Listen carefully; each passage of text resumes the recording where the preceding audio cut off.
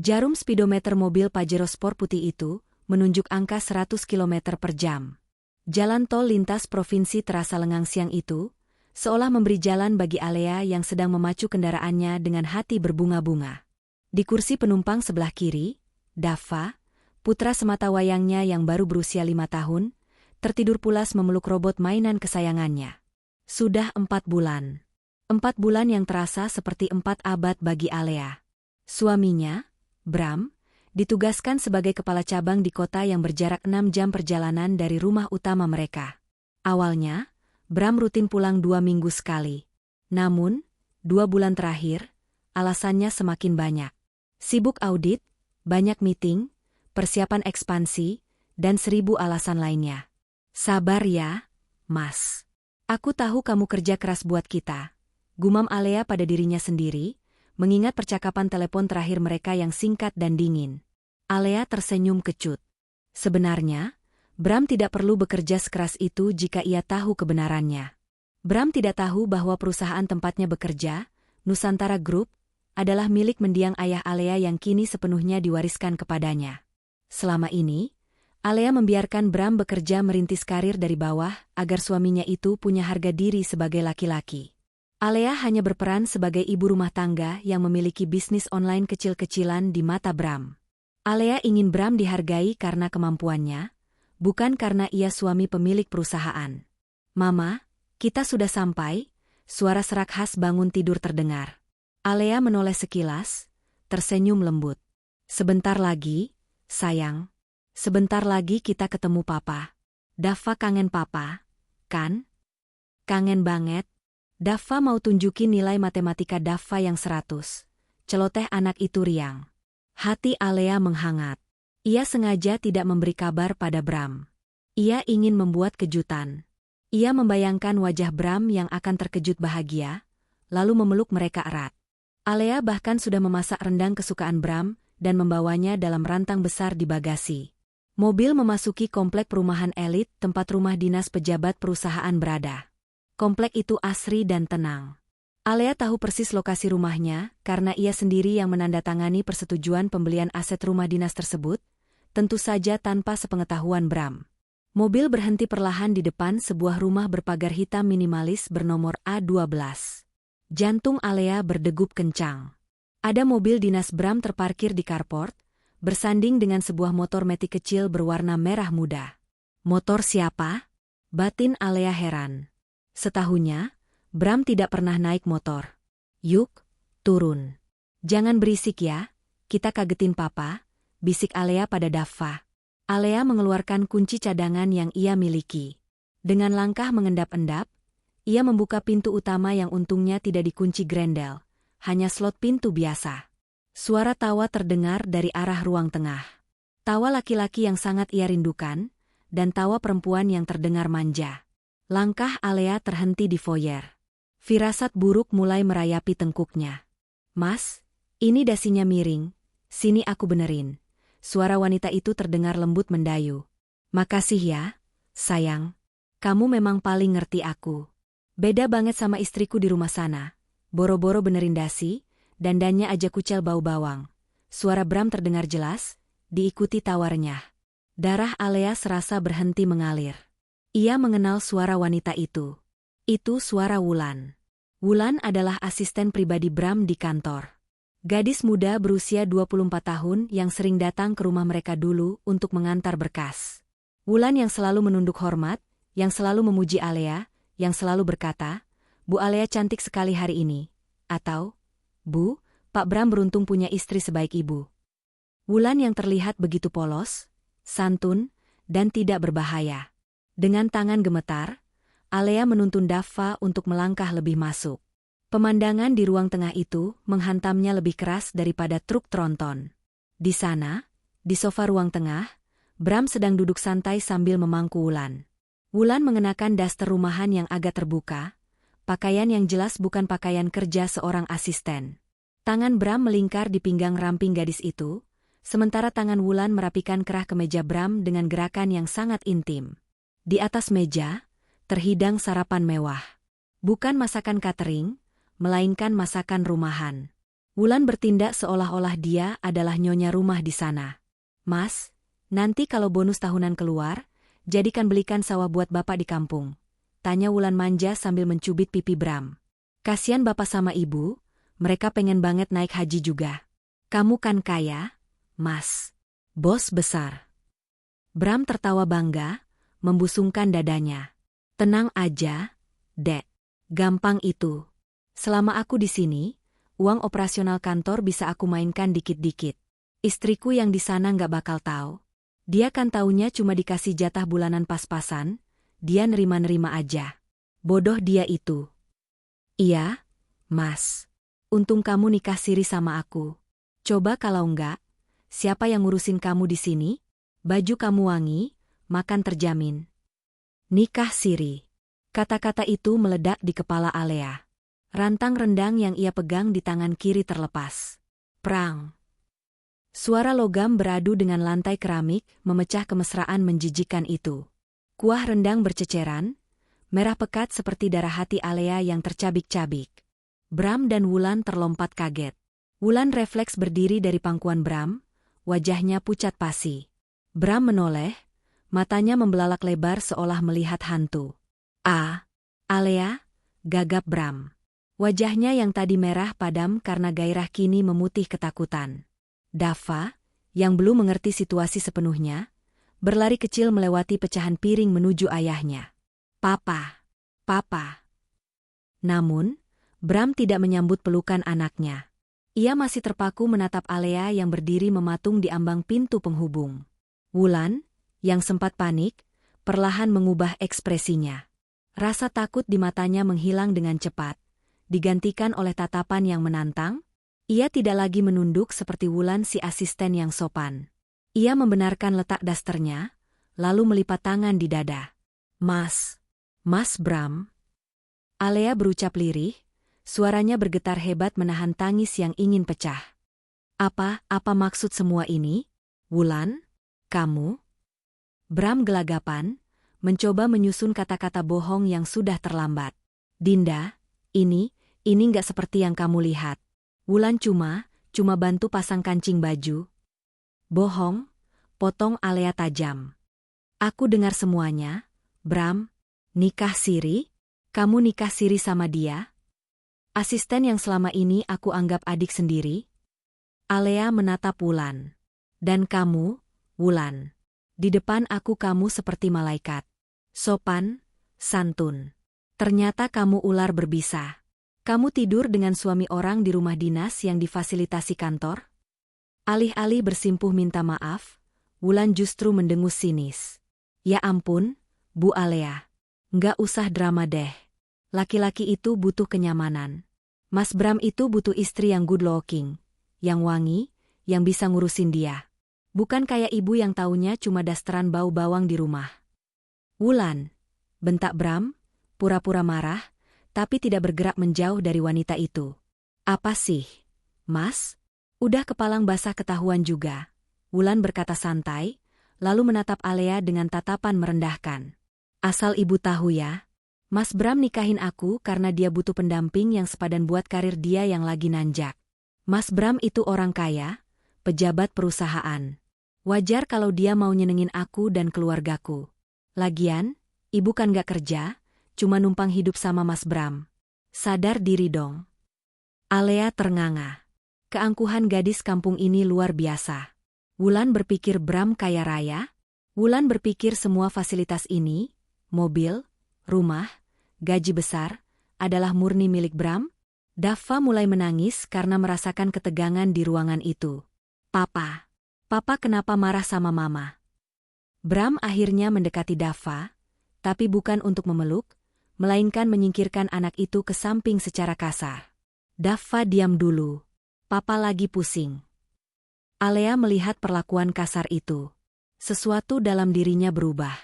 Rasa sedih yang tadi meluap, tiba-tiba membeku menjadi es yang sangat dingin. Air matanya kering seketika. Ia menatap Bram, lelaki yang ia cintai dan ia dukung dari nol, kini terlihat sangat kecil dan menyedihkan. Dan Wulan, gadis yang bermimpi ingin kaya mendadak dengan cara instan ini, benar-benar salah memilih lawan. Jadi, Alea menarik napas panjang, suaranya kini tenang namun tajam menghunus. Kalian sudah menikah siri. Dan kamu, Wulan, kamu pikir Bram ini kaya raya dan bisa menghidupi seluruh keluargamu di kampung tanpa kamu harus bekerja. Memang faktanya begitu, jawab Wulan angkuh. Mas Bram janji mau belikan sawah dan renovasi rumah bapakku bulan depan. Alea mengangguk pelan. Sudut bibirnya terangkat membentuk senyuman misterius yang membuat bulu kuduk Bram meremang. Bram mengenal istrinya, tapi ia belum pernah melihat tatapan sedingin ini. Baiklah, kata Alea. Ia tidak berteriak. Ia tidak menjambak Wulan. Ia berjalan mendekati Dava, menggendong anaknya yang menangis, lalu menatap pasangan peselingkuh itu satu persatu. Nikmatilah hari ini. Nikmatilah rumah ini, AC yang dingin ini, dan mimpi-mimpi indah kalian tentang sawah dan rumah mewah di kampung, ucap Alea datar. Maksud kamu apa ngomong gitu? Kamu mau minta cerai? Silakan. Mas Bram pasti lebih milih aku, tantang Wulan. Alea tertawa kecil, tawa yang terdengar sangat mengerikan di telinga Bram. Cerai itu pasti. Tapi sebelum itu, aku akan pastikan kalian mengerti arti kata, menyesal, yang sesungguhnya. Bram, Alea menatap suaminya tepat di manik mata. Kamu lupa siapa yang menandatangani surat penerimaan kerjamu 10 tahun lalu? Ah, mungkin kamu tidak pernah membaca nama di kop surat paling atas karena terlalu sibuk menjilat atasanmu. Bram mengerutkan kening. Apa hubungannya? Kamu jangan ngelantur. Pulang sana. Bikin malu aja ribut di sini. Aku akan pulang, kata Alea tegas. Ia berbalik badan, langkahnya mantap meninggalkan kekacauan di ruang tengah itu. Di dalam mobil, setelah menenangkan Dava dan memasangkan sabuk pengaman, Alea mengeluarkan ponsel pintarnya. Jari-jarinya dengan lincah membuka aplikasi perbankan. Klik.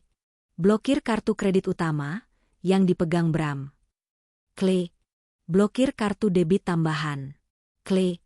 Pindahkan dana dari rekening bersama ke rekening pribadi Alea. Selesai dengan urusan bank, Alea mencari kontak bernama Pak Haris, HRD Pusat. Halo, Pak Haris, sapa Alea dingin saat telepon tersambung. Saya Alea. Ya, pemilik saham mayoritas. Saya ingin Bapak siapkan surat pemecatan tidak hormat untuk Kepala Cabang Kota X, atas nama Bramantio. Dan juga asistennya, Wulan. Sekarang juga, bekukan semua akses mereka ke fasilitas kantor. Saya tidak mau mereka bisa masuk ke gerbang kantor besok pagi. Alea mematikan telepon, lalu menatap rumah dinas itu dari kaca spion. Rumah yang sebentar lagi akan menjadi neraka bagi penghuninya. Kamu ingin suami kaya raya, Wulan? Bisik Alea pada bayangan di spion. Akan kuberikan kamu suami yang bahkan tidak akan mampu membelikanmu sebungkus nasi bungkus besok pagi. Mesin mobil menderu. Alea menginjak gas, meninggalkan suami pengkhianat dan pelakor bermuka dua itu. Perang baru saja dimulai. Debu halus masih berterbangan di pekarangan paving block ketika mobil Pajero Sport putih milik Alea menghilang di tikungan jalan komplek. Meninggalkan keheningan yang mencekam di rumah dinas bernomor A12 itu. Di ruang tengah, suasana masih terasa panas. Aroma santan dan bumbu rendang yang tumpah menguar kuat, bercampur dengan aroma parfum mahal yang dipakai Wulan. Rantang stainless steel itu terguling menyedihkan di dekat kaki meja, dengan daging-daging rendang yang telah dimasak dengan penuh cinta selama 6 jam oleh Alea, kini berserakan tak berharga di lantai keramik yang dingin. Bram masih berdiri mematung menatap pintu yang baru saja dibanting oleh angin. Napasnya memburu. Keringat dingin mulai menetes di pelipisnya. Bukan karena rasa bersalah, melainkan karena rasa kaget yang belum sepenuhnya hilang. Jantungnya berdegup kencang, takut jika tetangga mendengar keributan tadi. Sialan, umpat Bram keras-keras, memecah keheningan. Ia menendang kaki sofa dengan kasar. Kenapa dia bisa tahu alamat ini? Siapa yang ngasih tahu? Wulan, yang tadi sempat terlihat takut, kini perlahan menegakkan tubuhnya. Topeng kepolosan yang selama ini ia pakai di depan Alea seolah luntur seketika, digantikan oleh wajah asli yang penuh perhitungan. Ia melirik tumpahan rendang itu dengan tatapan jijik, lalu menendang pelan tutup rantang itu menjauh dari kakinya. Mas, kamu kok malah diam aja sih? Wulan merengek, Suaranya tidak lagi mendayu manja, tapi terdengar menuntut. Itu istri kampungmu barusan ngina-ngina aku loh. Dia bilang aku pelakor? Dia nggak ngaca apa? Kalau dia becus ngurus suami, kamu nggak bakal lari ke aku. Bram menoleh ke arah Wulan, mencoba mencari ketenangan. Ia mengusap wajahnya kasar. Iya, Dek. Mas tahu. Mas cuma kaget dia nekat nyusul ke sini bawa Dava. Gila tuh perempuan. Biasanya dia penurut, nggak pernah macem-macem. Halah, paling dia cuma cari perhatian. Cibir Wulan sambil berjalan menuju cermin besar di dinding, merapikan rambutnya yang sedikit berantakan. Orang miskin kan gitu, Mas. Takut kehilangan sumber uang. Dia pasti panik karena ngerasa posisinya terancam. Makanya dia sok-sokan ngelabrak. Wulan berbalik, menatap Bram dengan mata menyipit. Tapi Mas, omongan dia tadi soal aku yang mau morotin kamu nggak percaya kan? Aku cinta sama kamu tulus. Mas, bukan karena kamu kepala cabang. Bram tersenyum tipis, egonya kembali melambung mendengar pengakuan itu. Ia mendekati Wulan dan memeluk pinggang istri sirinya itu. Ya percayalah, sayang. Alea itu cuma cemburu buta. Dia nggak ngerti kalau kita ini soulmate. Lagian, wajar dong kalau aku manjain kamu. Aku kerja keras banting tulang, ya buat nyenengin istri yang bisa bikin aku bahagia. Nah, itu baru suamiku. Wulan tersenyum puas. Namun, matanya melirik ke arah lantai yang kotor. Terus itu rendang busuk gimana? Bau banget. Mas, aku mau muntah nyiumnya. Panggil office be kantor suruh bersihin gih. Aku nggak mau ya tangan halus kosongku rusak gara-gara ngepel bekas masakan istrimu. Bram tertawa kecil. Ya ampun, sayang. Ini hari Minggu, Obe libur. Nanti aku panggil tukang bersih-bersih komplek aja. Atau biar aku yang bersihin dikit. Ih, jangan dong. Kamu kan pejabat, masa ngepel? Wulan menarik tangan Bram menjauh. Biarin aja dulu. Kita keluar aja yuk. Aku bete gara-gara kejadian tadi. Katanya mau beliin tas baru buat kondangan minggu depan. Bram terdiam sejenak. Pikirannya melayang pada saldo di rekening utamanya. Seharusnya bonus kuartal ini cair minggu depan, tapi uang di tabungan masih sangat cukup untuk memanjakan Wulan. Lagi pula, ia memegang kartu kredit Black Card, fasilitas yang ia dapatkan dari bank karena jabatannya yang mentereng dan payroll gaji yang besar. Boleh, jawab Bram mantap. Ia merasa perlu membuktikan bahwa ancaman Alea tadi hanyalah gertakan sambal. Kita shopping. Kita habisin uang, biar Alea tahu, tanpa dia aku tetap raja. Dia pikir dia siapa mau bikin aku menyesal? Wulan bersorak kegirangan. Asyik. Sekalian ya Mas, transferin buat ibu di kampung. Katanya genteng dapur bocor, butuh 5 juta buat perbaikan. Gampang. Nanti di mall kita mampir ATM. Jawab Bram enteng. Mereka berdua tertawa, seolah badai yang baru saja datang hanyalah gerimis kecil yang numpang lewat. Mereka tidak sadar bahwa di luar sana, langit sedang benar-benar runtuh menimpa nasib mereka. Sementara itu, di dalam mobil Pajero Sport yang melaju kencang meninggalkan kota tersebut, suasana hening namun mencekam. Dava sudah kembali tertidur karena kelelahan menangis. Alea menyetir dengan satu tangan, sementara tangan lainnya memegang ponsel yang terhubung ke earphone Bluetooth. Wajah Alea tidak lagi basah oleh air mata. Matanya kering, menatap jalanan aspal yang panas dengan tatapan nyalang. Rasa sakit karena dikhianati masih ada, berdenyut nyeri di dada kirinya, tapi rasa itu kini tertutupi oleh amarah yang dingin dan kalkulatif. Di ujung telepon, suara baritone seorang pria parubaya terdengar hormat dan cemas. Itu adalah Pak Darmawan, Direktur Operasional Nusantara Group, orang kepercayaan mendiang ayah Alea yang tahu persis siapa Alea sebenarnya. Bu Alea, saya benar-benar minta maaf mendengar kabar ini. Saya merasa gagal mengawasi integritas karyawan di bawah. Suara Pak Darmawan terdengar bergetar. Ia tahu betul, jika Alea sudah menelpon langsung ke nomor pribadinya di hari Minggu, berarti kiamat kecil sedang terjadi. Bukan salah Bapak, Om Dar, jawab Alea, memanggilnya dengan sebutan akrab namun nadanya tetap tegas. Bram memang pandai menyembunyikan bangkainya. Tapi sekarang baunya sudah terlalu busuk. Apa instruksi ibu selanjutnya? Surat pemecatan sedang diketik oleh tim legal sekarang juga. Apakah ibu ingin saya kirimkan via email atau kurir besok pagi? Jangan cuma surat, Om, potong Alea dingin. Saya ingin eksekusi lapangan. Bram menggunakan rumah dinas Grade A, mobil dinas Fortuner terbaru, dan fasilitas entertainment perusahaan yang unlimited. Tarik semuanya. Siap, Bu. Kapan eksekusinya? Besok pagi. Saat dia sampai di kantor, Alea memberi jeda sejenak, membayangkan wajah sombong suaminya. Saya ingin dia merasa masih memiliki segalanya malam ini. Biarkan dia tidur nyenyak, biarkan dia merasa menang. Besok, saat dia menginjakan kaki di lobi, hancurkan dia di depan semua anak buahnya. Saya akan datang memimpin rapat direksi dadakan di kantor cabang sana. Baik, Bu. Saya akan siapkan helikopter untuk ibu besok pagi agar tidak lelah di jalan, atau ibu mau tetap di kota itu.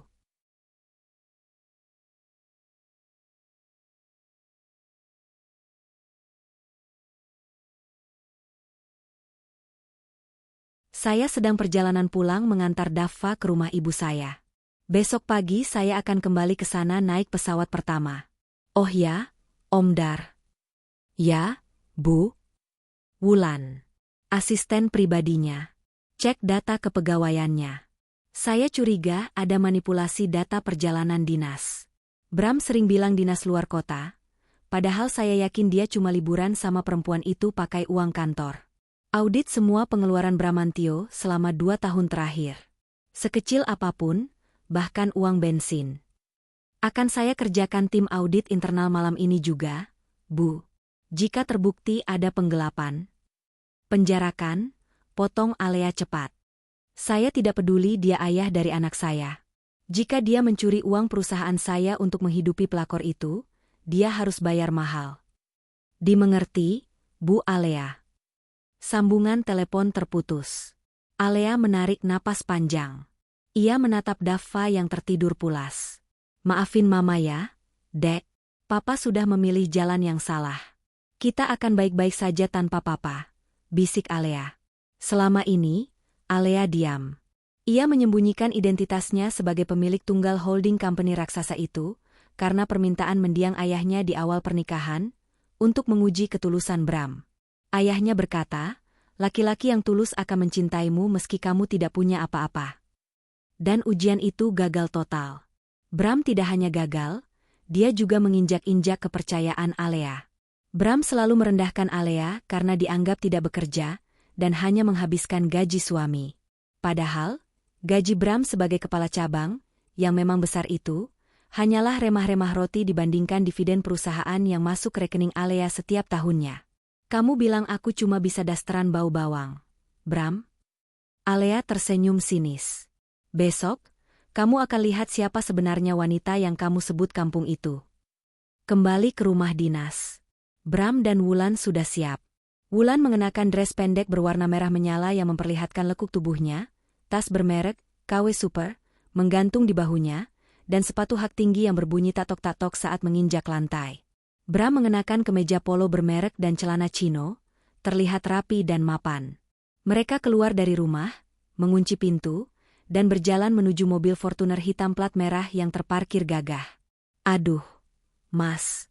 Tetangga sebelah ngeliatin tuh. Bisik Wulan sambil menyenggol lengan Bram saat melihat seorang ibu-ibu sedang menyiram tanaman di rumah sebelah. Bram melirik sekilas, lalu sengaja merangkul pinggang Wulan dengan mesra. Biarin aja. Mereka cuma iri. Suami mereka paling cuma staf biasa, nggak kayak aku. Bram menekan tombol unlock pada kunci mobil. Bip-bip. Spion mobil terbuka otomatis. Mereka masuk ke dalam kabin yang sejuk dan wangi kulit. Kita ke mall pusat kota aja ya, yang barangnya branded semua, pinta Wulan manja sambil memasang sabuk pengaman. Siap, Tuan Putri, jawab Bram sambil menyalakan mesin. Di perjalanan, Wulan tak henti-hentinya membahas rencana masa depan. Mas, nanti kalau rumah di kampung udah direnovasi, aku mau adikku yang bontot kuliah di kota ini juga ya. Biar bisa tinggal sama kita. Kasian dia di kampung gak ada kemajuan. Boleh, boleh. Rumah dinas ini kan kamarnya ada 3. Masih luas, jawab Bram santai, matanya fokus ke jalanan. Terus Mas, soal istri tuamu itu. Wulan memancing. Jangan sebut dia istri tua, kesannya aku tua banget. Sebut aja dia masa lalu, koreksi Bram sombong. Iya deh, si masa lalu itu. Kalau dia nuntut harta gono gini gimana? Harta kamu kan banyak. Bram tertawa meremehkan. Harta gono gini apanya? Rumah yang dia tempatin itu atas namaku. Setidaknya itu yang Bram pikirkan, padahal sertifikat asli dipegang notaris keluarga Alea. Mobil yang dia bawa tadi juga aku yang bayar cicilannya, dari rekening bersama yang mayoritas isinya uang Alea. Dia nggak punya apa-apa, Dek. Paling bisnis online jualan baju anak yang untungnya cuma buat beli bakso. Kalau cerai, dia bakal melarat. Makanya aku yakin, besok atau lusa dia bakal nelpon nangis-nangis minta maaf dan minta balik. Ih, awas ya kalau kamu terima dia balik, ancam Wulan. Enggak lah, aku udah nyaman sama kamu. Kamu lebih klasi, puji Bram, membuat Wulan tersipu bangga. Mereka sampai di sebuah mall terbesar di kota itu. Dengan langkah percaya diri, mereka masuk ke butik tas ternama. Wulan langsung kalap. Ia menunjuk sebuah tas tangan kulit berwarna krem, seharga 25 juta rupiah. Mas, ini cantik banget.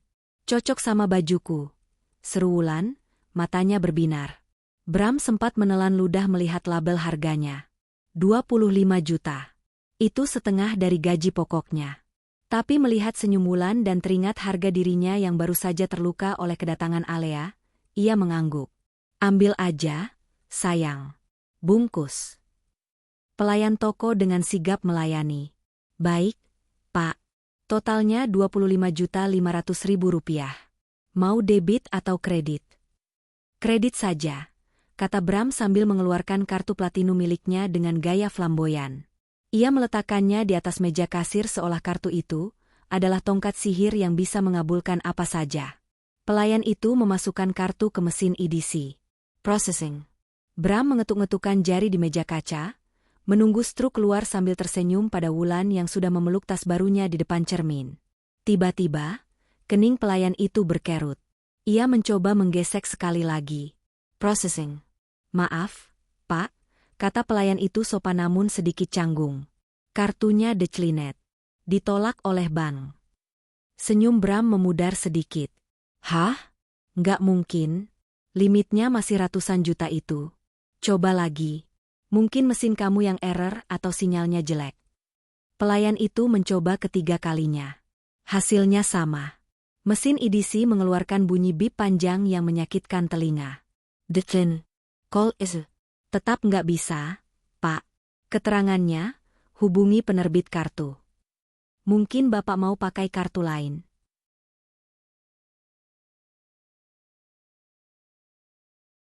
Wulan menoleh, wajahnya mulai masam. Mas, kok nggak bisa? Malu dilihatin orang. Wajah Bram memerah. Sebentar, sebentar. Ia membuka dompetnya, mengeluarkan kartu kredit dari bank berbeda. Pakai yang ini gold. Pelayan mencoba lagi. Processing. Decline. Masih nggak bisa, Pak. Keringat dingin mulai mengucur di punggung Bram. Ini aneh. Tidak pernah terjadi sebelumnya. Ia mengeluarkan kartu debit utamanya. Pakai debit saja. Isinya masih banyak. Pelayan memasukkan kartu debit. Meminta Bram memasukkan PIN. Bram menekan 6 digit angka dengan yakin. Transaction. Car blocked. Pak, kartunya terblokir. Ucap pelayan itu, kini suaranya terdengar sedikit curiga. Beberapa pengunjung lain mulai menoleh ke arah mereka. Mas, kamu gimana sih? Katanya orang kaya, kok semua kartu nggak bisa dipakai? Bisik Wulan tajam, rasa malunya mulai memuncak. Tas yang tadi ia peluk kini, ia letakkan kembali ke meja dengan kasar. Tunggu, Dek. Ini pasti ada kesalahan sistem di bank pusat. Hari Minggu kan kadang maintenance. Bram beralasan, meski hatinya mulai panik luar biasa. Ia mencoba membuka aplikasi mobile banking di ponselnya untuk mengecek saldo. Loading. Access denied. Your account has been temporarily suspended. Please contact customer service. Sial. Umpat Bram pelan. Aplikasi juga nggak bisa dibuka. Jadi beli nggak nih? tanya pelayan itu, senyum ramahnya sudah hilang, digantikan tatapan sinis seolah berkata, kalau nggak punya duit jangan gaya-gayaan. Bram merogoh saku celananya, mencari uang tunai. Tapi ia hanya membawa beberapa lembar ratusan ribu, jauh dari cukup untuk membayar tas seharga motor itu. Mbak, pending dulu ya. Sepertinya ada masalah teknis dengan bank saya. Saya harus telepon halo bank dulu. Kita cari makan dulu aja ya, Dek, ajak Bram sambil menarik tangan Wulan. Wulan menepis tangan Bram kasar. Ia berjalan mendahului keluar dari toko dengan wajah cemberut total. Malu-maluin banget sih. Udah gaya selangit, pas bayar zong. Orang-orang ngeliatin kita kayak kita penipu tahu nggak? Sabar dong, Wulan. Ini pasti ulah si Alea. Seru Bram tiba-tiba, sebuah pemikiran melintas di benaknya. Pasti dia lapor kehilangan atau apa ke bank biar kartuku diblokir sementara. Dasar wanita licik. Halah, Alesan. Kalau kamu yang punya rekening, mana bisa dia blokir sembarangan? Jangan-jangan kamu emang gak punya duit ya, Mas? Cuma gaya doang? Wulan mulai menyerang titik terlemah Bram. Sembarangan kamu. Besok aku urus ke bank. Kamu lihat nanti. Uangku banyak. Bentak Bram, emosinya naik karena rasa malu dan panik bercampur aduk. Mereka berjalan menuju food court dengan saling diam. Rencana belanja mewah gagal total. Di benak Bram, ia masih yakin ini hanya masalah administrasi perbankan yang bisa diselesaikan besok pagi dengan satu telepon marah-marah ke manajer bank. Ia tidak tahu bahwa pemblokiran itu bukan karena lapor kehilangan, tapi karena perintah langsung dari pemilik aset terbesar di bank tersebut yang membekukan aliran dana mencurigakan. Dan besok pagi, bukan manajer bank yang akan ia hadapi, melainkan mimpi buruk yang jauh lebih nyata. Senin pagi. Matahari belum terlalu tinggi, namun panasnya sudah mulai menyengat di landasan pacu pribadi Halim Perdana Kusuma. Alea berdiri tegap di depan cermin besar di dalam lounge VIP bandara. Pantulan di cermin itu bukan lagi Alea si ibu rumah tangga yang sederhana dengan daster batik atau kaos oblong. Wanita yang menatap balik dari dalam cermin itu adalah Alea Prameswari, pewaris tunggal Imperium Bisnis Nusantara Group. Ia mengenakan setelan blazer Armani berwarna navy blue yang membalut tubuh rampingnya dengan sempurna. Rambutnya yang biasanya digelung asal-asalan, kini ditata rapi model bob yang memberikan kesan tegas dan profesional. Di wajahnya, kacamata hitam oversized menutupi sedikit sisa bengkak di mata akibat menangis semalam, tangisan terakhir untuk lelaki yang tak pantas ditangisi. Bu Alea, suara Pak Darmawan terdengar dari belakang. Pria paruh-baya itu menunduk hormat. Di tangannya ada sebuah tablet berisi data-data krusial. Helikopter sudah siap. Tim audit dan legal sudah mendarat lebih dulu di kantor cabang 30 menit yang lalu. Mereka sudah mengamankan server dan berkas fisik ruangan Pak Bramantio. Alea membalikkan badan. Bunyi hak sepatu stiletonya menggema di ruangan itu, beri ramah, tegas, dan mengintimidasi. Bagus, Om Dar. Bagaimana dengan akses masuk Bram? Sesuai instruksi Ibu, Pak Darmawan tersenyum tipis. Senyum yang mengandung kepuasan tersendiri, karena ia sudah lama muak dengan laporan-laporan tentang arogansi Bram di cabang. ID card-nya sudah dinonaktifkan per jam 6 pagi ini. Akses email dan sistem internal sudah diputus. Tapi saya membiarkan dia masuk ke area lobi agar Ibu bisa melakukan eksekusi di depan umum. Alea mengangguk puas. Dan Wulan?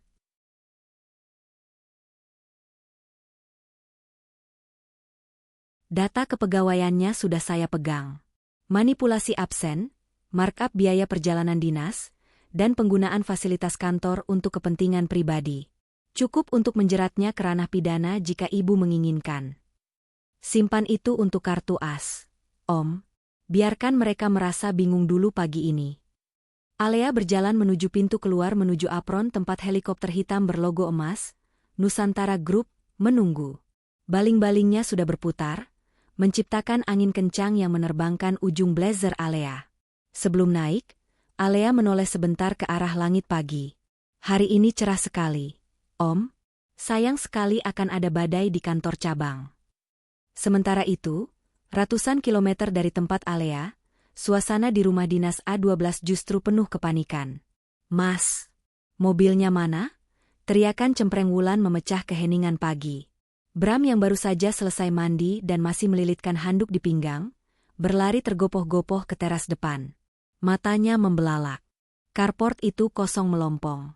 Mobil Toyota Fortuner hitam plat merah yang menjadi kebanggaannya, simbol status sosialnya di komplek itu, lenyap tanpa jejak. Loh, kok enggak ada? Bram mengucek matanya, berharap ini cuma halusinasi bangun tidur. Tapi lantai keramik carport itu benar-benar kosong. Hanya ada bercak oli dan jejak ban. Jangan-jangan dimaling orang. Mas, pekik Wulan panik. Aduh, tas branded KW-ku yang kemarin ketinggalan di jok belakang. Mas, telepon polisi cepetan.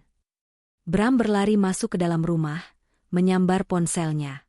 Tangannya gemetar menekan nomor bagian keamanan kantor cabang. Halo, halo, ini Pak Bram, bentaknya begitu telepon diangkat. Siapa yang piket malam ini? Mobil dinas saya hilang di rumah. Kalian gimana sih kerjanya? Hening sejenak di seberang sana. Lalu terdengar suara Danru, Komandan Regu, satpam yang biasanya ramah dan penjilat, kini terdengar kaku dan dingin. Selamat pagi, Pak Bramantio. Mobil Bapak tidak hilang. Unit tersebut ditarik kembali ke pool kantor pusat jam 3 pagi tadi oleh tim aset korporat. Apa? Bram hampir menjatuhkan ponselnya. Ditarik?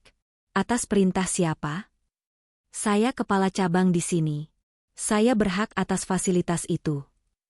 Maaf, Pak. Kami hanya menjalankan surat perintah dari pusat. Tertanda langsung dari direksi. Silakan Bapak konfirmasi ke HRD pusat. Klik. Telepon ditutup sepihak.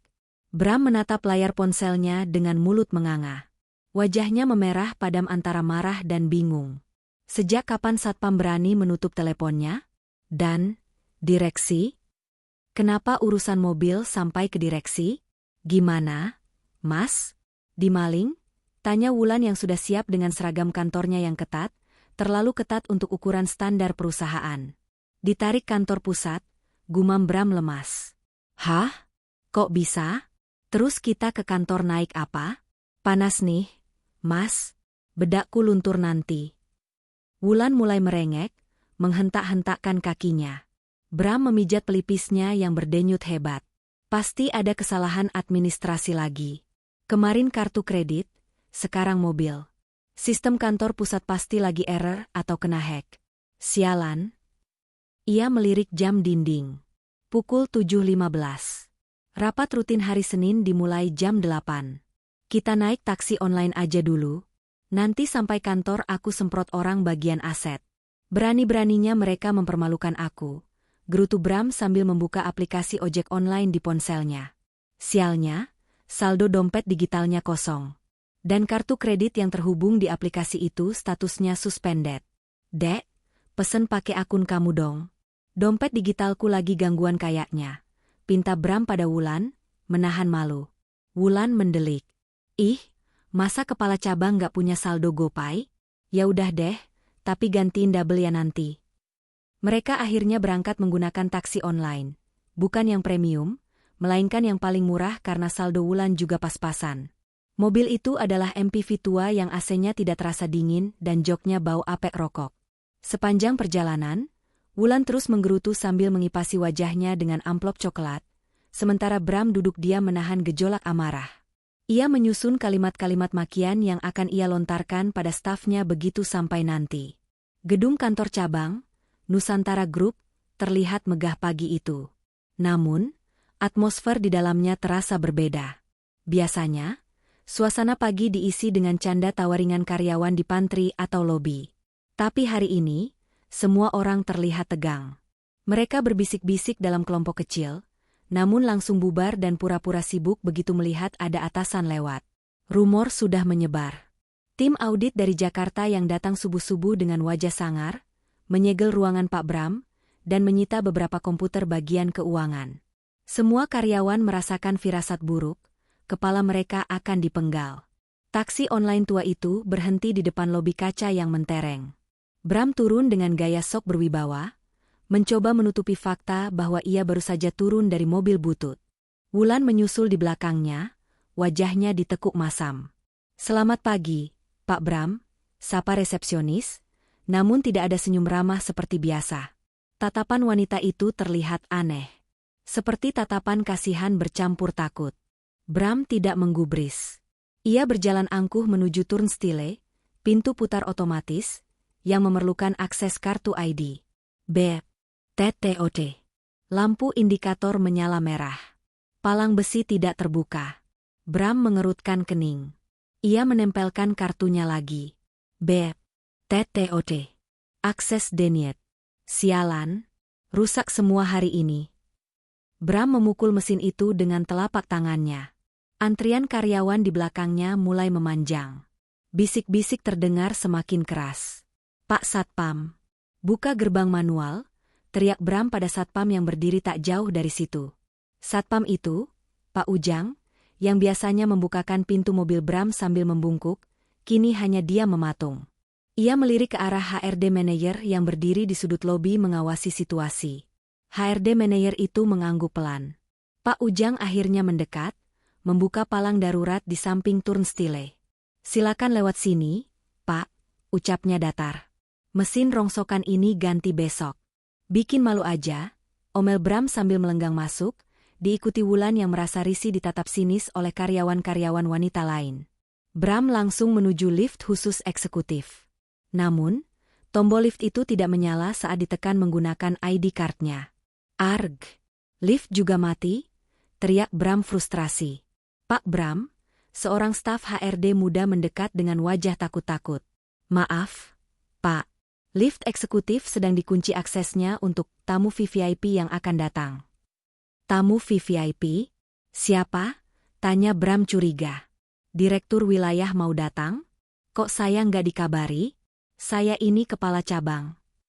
Bukan direktur wilayah, Pak. Tapi, pemilik, owner dari Jakarta. Mata Bram membelalak. Jantungnya berdegup kencang. Tapi bukan karena takut, melainkan karena ekscitemen yang salah tempat. Pemilik? Big Boss? Otak licik Bram langsung bekerja. Ah, ini kesempatanku. Pasti sistem error ini karena sedang ada upgrade menyambut owner. Kalau aku bisa menjilat owner, posisiku makin aman. Aku bisa minta pindah ke Jakarta, ninggalin kota ini dan ninggalin Alea jauh-jauh. Oh, owner mau datang? Bagus. Kenapa nggak bilang dari kemarin? Bram langsung merapikan dasinya. Wajah marahnya berubah menjadi wajah sumringah yang dibuat-buat. Wulan, kamu ke ruanganmu, rapihin berkas. Nanti kalau dipanggil, kamu harus tampil prima. Ini kesempatan kita buat promosi. Wulan yang tadinya cemberut langsung berbinar.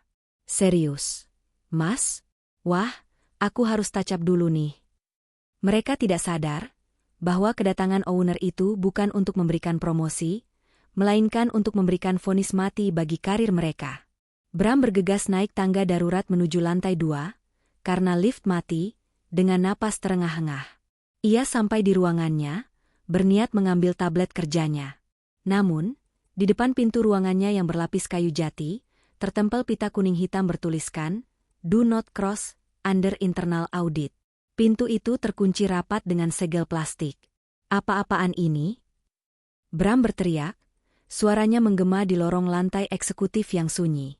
Dua orang pria berbadan tegap dengan setelan jas hitam, jelas bukan satpam biasa, muncul dari ruang tunggu. Pak Bramantio, tanya salah satu dari mereka dengan suara berat. Ya, saya. Siapa kalian? Kenapa ruangan saya disegel? Kami dari tim keamanan korporat pusat. Anda dilarang masuk ruangan ini sampai proses audit selesai. Mohon tunggu di ruang rapat besar di lantai 3. Semua manajer dan staf terkait sudah berkumpul di sana. Audit? Saya nggak minta audit, bantah Bram. Ini perintah owner. Pak, silakan naik sekarang. Pria itu memberi gestur mengusir yang halus namun tegas. Tangannya berada di posisi siap menahan jika Bram melawan. Nyali Bram sedikit menciut melihat postur tubuh mereka. Oke. Saya ke ruang rapat. Pasti ada salah paham. Saya akan jelaskan langsung ke owner nanti. Bram berbalik arah menuju lantai 3. Di dalam hatinya, ia masih menyangkal. Ah, Ini pasti prosedur standar kunjungan mendadak. Biasalah, shock terapi buat bawahan. Aku kan performa bagus, omzet cabang naik, meski laporannya sedikit dimanipulasi. Aku pasti aman. Saat Bram memasuki ruang rapat besar, suasana hening seketika. Puluhan pasang mata menatapnya. Ada tatapan mengejek, ada tatapan takut, dan ada tatapan puas. Wulan sudah duduk di kursi belakang, terlihat gelisah. Di ujung meja rapat yang panjang, kursi besar tempat biasa Bram duduk, kini kosong. Di belakang kursi itu, berdiri Pak Haris, Kepala HRD Pusat, dan Pak Darmawan. Bram merasa kakinya lemas melihat Pak Darmawan ada di sana. Direktur operasional itu adalah orang nomor 2 di perusahaan. "Selamat pagi, Pak Darmawan," sapa Bram dengan senyum penjilat, mencoba mendekat untuk menyalami. Pak Darmawan tidak mengulurkan tangan. Ia menatap Bram dingin. Duduk di kursi samping, Bramantio. Bukan di kursi kepala. Bram tertegun. Tangannya menggantung di udara. Dengan canggung, ia menarik kursi di sisi meja, kursi yang biasanya diduduki oleh staf biasa. Harga dirinya mulai tergores. "Kita menunggu siapa lagi, Pak?" tanya Bram berbasa-basi, mencoba mencairkan suasana beku itu. "Menunggu pemilik saham mayoritas Nusantara Group," jawab Pak Darmawan datar. Tiba-tiba, suara deru baling-baling helikopter terdengar mendekat, semakin keras hingga kaca jendela ruang rapat bergetar. Semua orang menoleh ke jendela. Sebuah helikopter hitam mendarat mulus di helipad di atap gedung sebelah yang terhubung jembatan. Tak lama kemudian, pintu ruang rapat terbuka lebar. 2 pengawal masuk lebih dulu, membuka jalan. Suasana ruangan menjadi sangat tegang. Bram menegakkan punggungnya, siap memberikan senyum terbaiknya. Wulan merapikan rambutnya, berharap dilirik oleh si Big Boss. Lalu, masuklah sosok itu.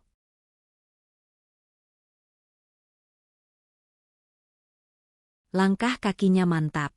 Aura kekuasaan menguar kuat dari setiap gerakannya. Bram menyipitkan mata. Sosok wanita itu terlihat familiar. Postur tubuhnya, cara berjalannya, wanita itu berhenti di ujung meja. Ia membuka kacamata hitamnya perlahan, lalu menatap lurus ke arah Bram yang duduk melongo. "Selamat pagi, semuanya," suara itu. Suara yang kemarin terdengar rapuh dan menangis, kini terdengar berwibawa dan menakutkan.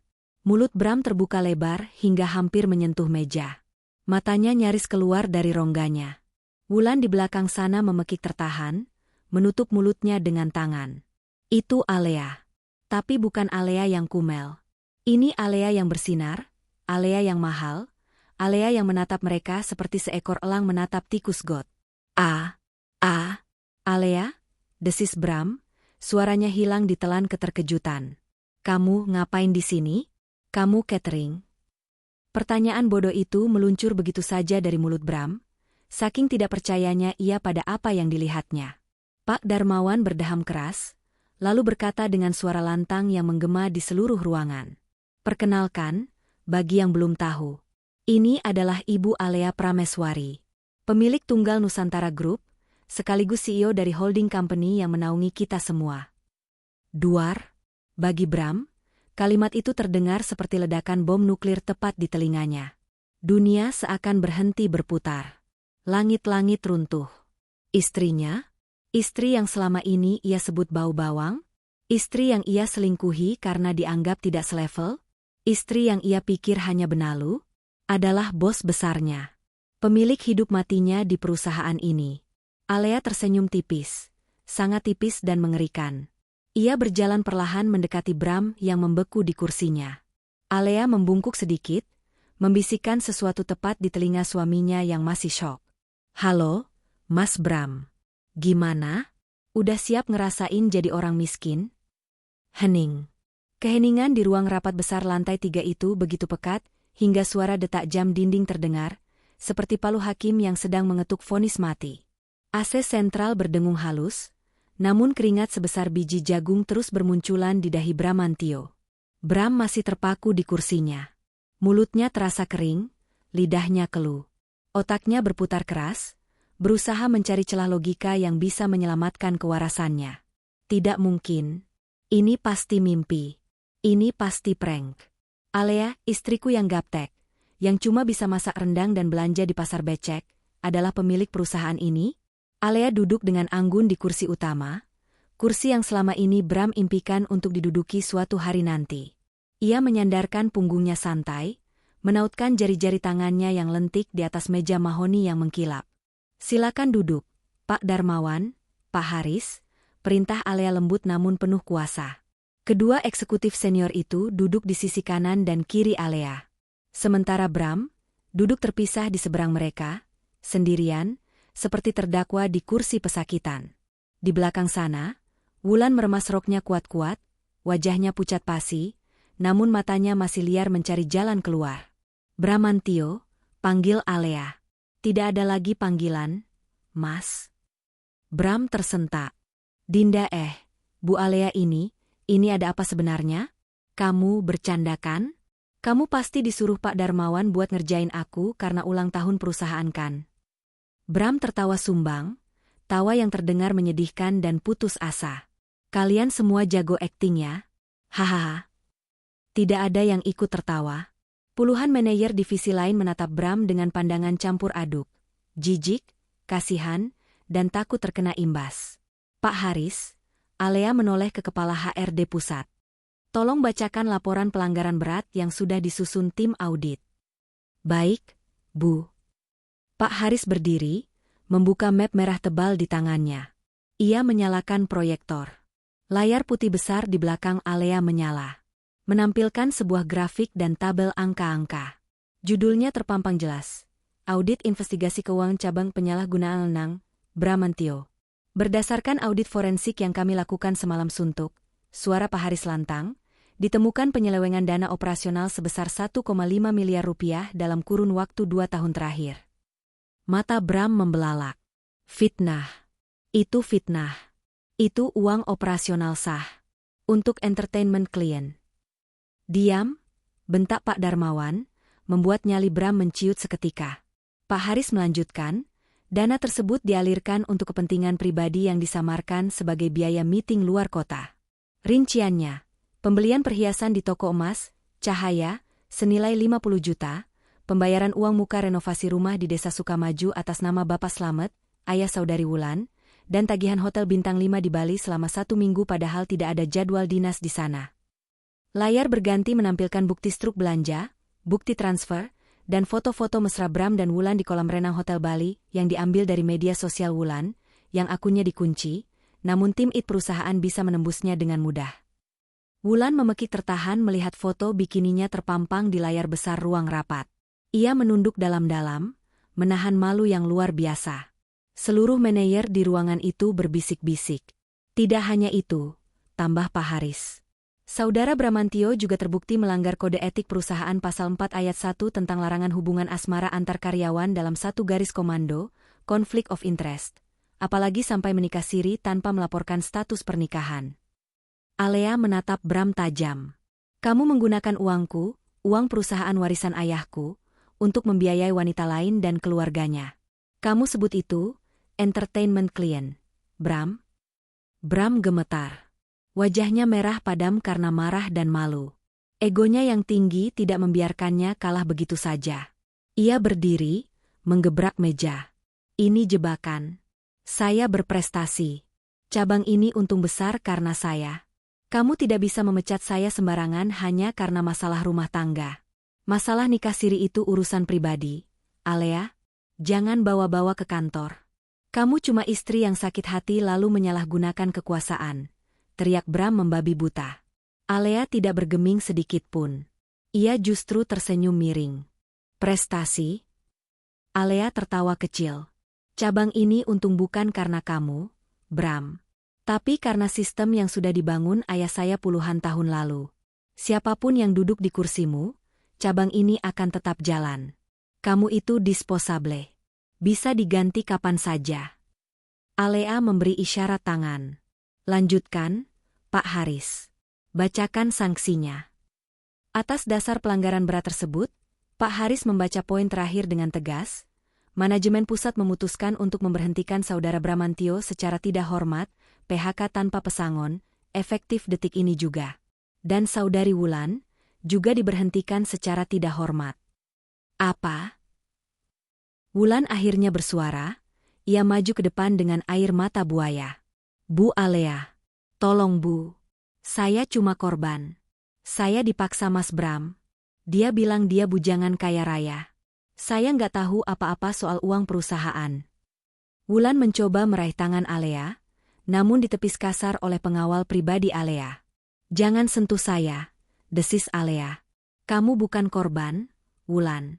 Saya lihat sendiri bagaimana kamu menikmati fasilitas itu. Kamu tahu Bram punya istri dan anak, tapi kamu tetap mau dinikahi Siri demi harta, kan? Nah, sekarang nikmatilah harta itu. Bram yang mendengar pengkhianatan Wulan langsung menoleh garang. Heh, Wulan, kok kamu ngomong gitu? Kamu yang minta dibeliin ini itu. Kamu yang ngerengek minta renovasi rumah bapakmu. Ya karena kamu bilang kamu kaya. Kalau aku tahu kamu cuma karyawan yang nyolong duit bini, ogah aku sama kamu. Wulan membalas berteriak, tidak peduli lagi pada image sopannya. Suasana ruang rapat berubah menjadi drama picisan. Para manajer lain menonton dengan tatapan jijik. Pasangan yang kemarin terlihat kompak dan mesra, kini saling menggigit seperti anjing liar yang berebut tulang busuk. Cukup. Suara Alea menggelegar, menghentikan pertengkaran memalukan itu. Alea berdiri. Tubuhnya yang ramping terlihat menjulang tinggi penuh wibawa. Kalian berdua dipecat. Tanpa pesangon. Tanpa surat rekomendasi kerja. Nama kalian akan saya blacklist di seluruh asosiasi perusahaan di industri ini. Kalian tidak akan bisa bekerja di perusahaan bonafide manapun di Indonesia. Bram terduduk lemas. Kakinya seolah tak bertulang. Dipecat tidak hormat? Di blacklist? Karir yang ia bangun 10 tahun hancur dalam 10 menit. Dan satu lagi, tambah Alea dingin. Tim legal saya sudah menghitung total kerugian negara, maksud saya, kerugian perusahaan akibat korupsi kecil-kecilanmu itu, Bram. Totalnya 1,5 miliar plus bunga dan denda. Saya beri waktu 2x 24 jam untuk mengembalikan uang itu ke kas perusahaan. Jika tidak, Alea mencondongkan tubuhnya ke depan. Saya akan proses pidana. Penjara menunggumu, Mas. Penggelapan dalam jabatan. Ancamannya 5 tahun penjara. Bram menelan ludah. Alea. Dinda, kita bicara baik-baik ya. Aku suami kamu. Ayah Daffa. Masa kamu tega penjarain aku? Daffa butuh papanya. Mendengar nama Daffa disebut, tatapan Alea menajam setajam silet. Jangan sebut nama anakku dengan mulut kotormu itu. Kemarin saat kamu asyik bermesraan, kamu bahkan mendorong Daffa sampai jatuh. Kamu lupa? Alea mengambil tasnya. Urusan kita selesai di sini. Security. 2 orang satpam berbadan besar, bukan Pak Ujang yang ramah, tapi satpam khusus yang dibawa dari pusat, masuk tegap. Seret mereka keluar. Sekarang. Tunggu. Barang-barang saya di ruangan, teriak Bram panik saat lengannya dicengkeram kuat oleh satpam. Barang pribadi Anda sudah kami masukkan ke dalam kardus bekas mie instan di lobi bawah. Jawab Pak Haris datar. Sisanya adalah aset kantor. Lepasin. Saya bisa jalan sendiri.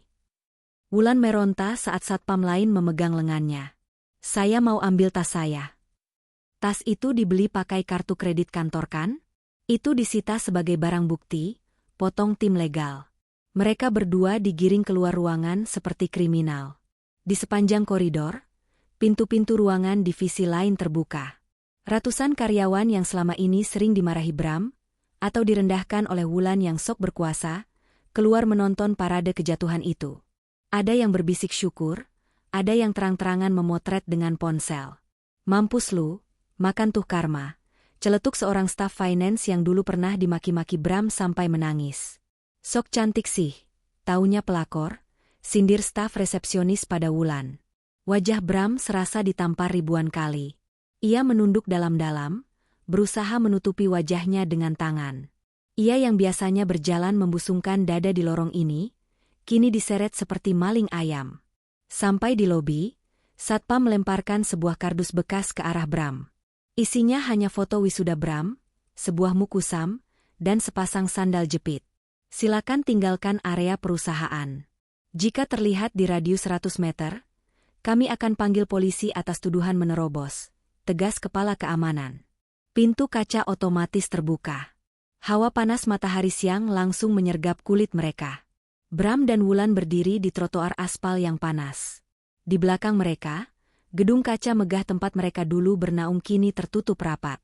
Akses mereka mati. Wulan menatap Bram dengan napas memburu. Make up-nya luntur karena keringat dan air mata. Puas kamu, Mas? Teriak Wulan histeris. Sekarang kita nggak punya apa-apa. Mobil nggak ada, kerjaan nggak ada, duit nggak ada. Mana janjimu mau nyenengin aku? Bram membanting kardus di tangannya ke aspal. Diam kamu. Ini semua gara-gara kamu yang boros. Coba kalau kamu nggak minta ini itu, audit nggak bakal nemu selisih uang. Kok nyalahin aku? Kamu yang kepala cabang. Kamu yang tanda tangan. Bodoh amat. Bram berjalan menjauh, bingung harus kemana. Dompetnya kosong, kartu kreditnya mati. Mas, mau kemana? Aku ikut. Wulan mengejar, meski dengan hati dongkol. Ia sadar, saat ini ia juga tidak punya uang sepeser pun untuk pulang ke kampung. Ia terjebak bersama kapal karam bernama Bramantio. Dari lantai 3, di balik jendela kaca yang gelap, Alea berdiri mengawasi dua sosok kecil yang sedang bertengkar di pinggir jalan itu. Ini baru permulaan, Bram, gumam Alea pelan. Tunggu sampai tagihan hutang-hutangmu yang lain datang menagih.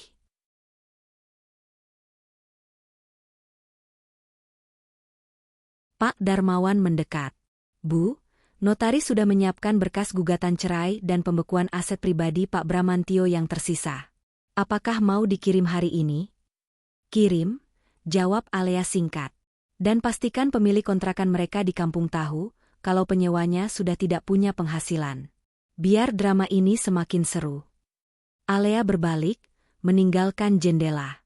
Ia punya perusahaan raksasa untuk dipimpin, dan masa depan Dava untuk diperjuangkan. Ia tidak punya waktu untuk mengasihani pengkhianat. Sementara di luar sana, matahari siang bolong bersinar terik, membakar kulit dan membakar habis mimpi-mimpi semu Bram dan Wulan yang kini terbangun dalam mimpi buruk yang nyata. Panas matahari siang itu terasa membakar ubun-ubun. Aspal hitam di depan gedung megah Nusantara Group memancarkan uap panas yang membuat pandangan bergelombang. Namun, panas itu tidak sebanding dengan rasa terbakar di wajah Bramantio. Bram berdiri di trotoar, kemeja mahalnya basah oleh keringat di bagian ketiak dan punggung. Di tangannya, kardus bekas mie instan berisi sandal jepit dan foto wisuda terasa semakin berat. Di sebelahnya, Wulan berdiri sambil menutupi wajah dengan tas tangan. Tas yang kemarin ia banggakan, kini hanya berfungsi sebagai payung darurat. Mas, kita mau kemana? Suara Wulan terdengar parau, campuran antara lelah dan menahan tangis. Aku nggak mau di sini terus. Orang-orang yang lewat ngeliatin kita. Satpam di sana juga melotot terus. Bram menoleh ke arah pos satpam. Benar saja, dua satpam berbadan tegap masih berdiri bersiaga, memastikan mantan bos mereka itu tidak membuat onar. Sabar, Wulan. Aku lagi mikir. Bentak Bram, melampiaskan kekesalannya. Bram merogoh saku, mengeluarkan ponselnya. Ia mencoba memesan taksi online. Tapi jarinya terhenti di layar. Aplikasi itu meminta metode pembayaran tunai karena kartu kreditnya mati, dan saldo dompet digitalnya nol besar. Ia mengecek saku celananya.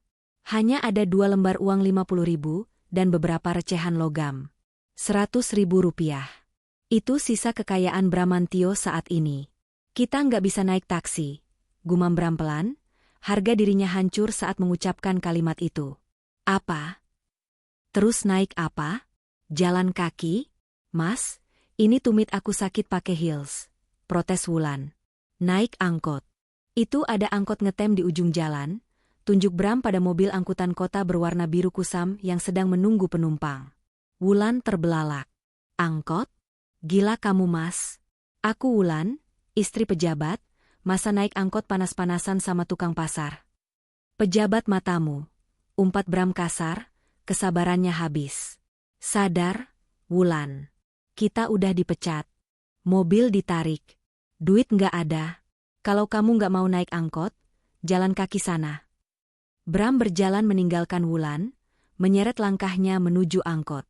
Wulan, dengan wajah cemberut dan air mata yang mulai melunturkan maskaranya, terpaksa berlari kecil menyusul dengan bunyi tatok-tatok sepatu hak tingginya yang terdengar menyedihkan. Di dalam angkot yang pengap, mereka duduk berimpitan dengan seorang ibu yang membawa keranjang sayur dan dua anak sekolah yang menatap mereka aneh. Wulan menutupi hidungnya dengan tisu, jijik mencium bau keringat dan asap rokok sopir. Bram menatap kosong keluar jendela. Gedung kantor yang dulu adalah kerajaannya, kini perlahan menjauh dan menghilang di balik debu jalanan. Runtuh sudah. Semuanya runtuh dalam sekejap mata. Tujuan mereka bukan rumah dinas. Kunci rumah itu pasti sudah diganti. Mereka tidak punya tempat tinggal. Orang tua Bram ada di luar pulau, dan Bram terlalu malu untuk pulang.